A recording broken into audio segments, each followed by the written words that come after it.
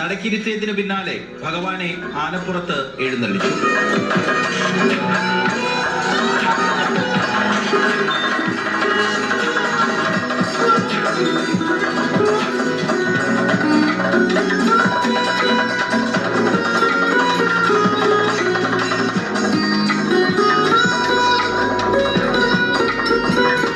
നല്ല സൂപ്പറായി. ഞങ്ങളുടെ ഭാഗ്യമാണ് ഞങ്ങളുടെ ക്ഷേത്രത്തിൽ നിന്ന് കിട്ടിയത്.